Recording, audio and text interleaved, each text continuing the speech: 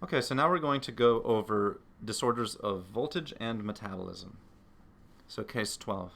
Dr. Nasser is a 73-year-old male with a history of hypertension and diabetes who presented with symptoms of shortness of breath, orthopnea, and lower extremity edema, persistently worsening over the last 5 months. He notes several family members with a history of heart disease and notes a niece who died in her 30s of an enlarged heart. On physical exam, temperature is 98, pulse is 105, respiratory rate is 22, and blood pressure is 115/61. Cardiac exam was notable for a JV pressure of 14 centimeters, regular rate and rhythm, and S3 is audible, and there is a 2 of 6 holosystolic murmur in the mitral position. He has fine bibasilar crackles in the posterior lung fields and 2+ pitting edema on the extremities. The ECG shows the following.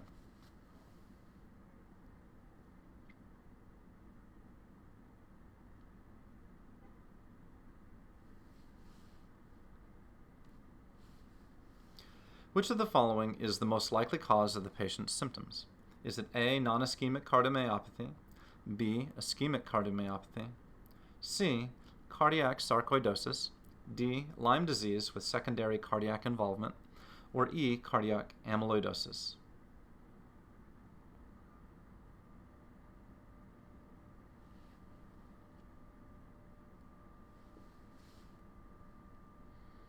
And the answer is cardiac amyloidosis. So amyloidosis is an infiltrative disease of the heart, which often causes a low voltage ECG, which you saw in the previous ECG that we just saw there. There was low voltage and is coupled with the patient's symptoms of orthopnea, elevated JVP, shortness of breath, etc. So the laboratory values show the following: a serum creatinine of 1.7, a 24-hour urine of 3 grams of albumin, and a serum IgG lambda of 1.4 grams per deciliter. Echocardiogram shows severe LV thickening and LV ejection fraction of 55%. Which of the following is the most likely to yield the correct diagnosis? A, cardiac MRI, B, abdominal fat pad biopsy, C, ELISA test for Borrelia, D, right heart cardiac catheterization, or E, lung biopsy?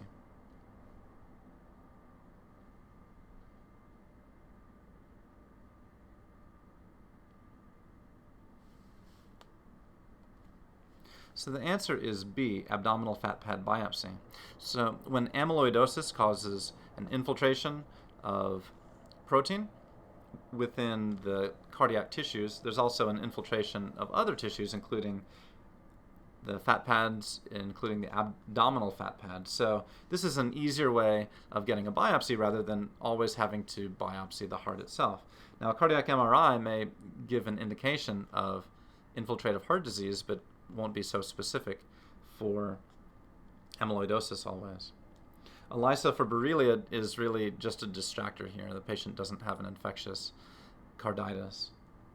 Right heart cardiac catheterization and biopsy is a possibility, but usually the infiltration is so patchy that you may not be able to get the correct area for biopsy in this situation. So the right heart cardiac catheterization is not our first line diagnostic tool, and a lung biopsy basically won't be as helpful as the abdominal fat pad biopsy.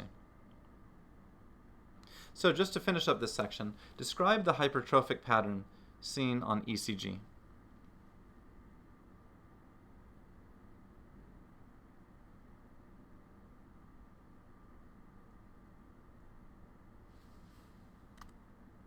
So you can see here that the R wave is elevated in V1, V2, and V3. And so this is a classic pattern for right ventricular hypertrophy. If you can refer back to the voltage lecture, you can see the right ventricular hypertrophy slides. And then describe the hypertrophic pattern here on ECG.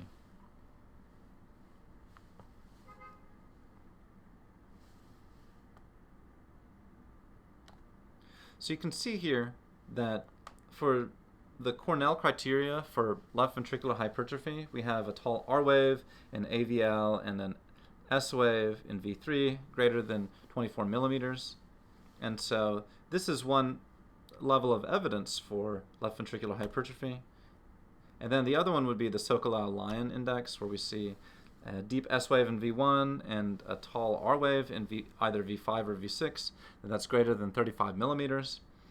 And so that's evidence of LVH. And we also see the R wave in AVL greater than 11 millimeters. So we have three pieces of evidence that there's left ventricular hypertrophy in this situation.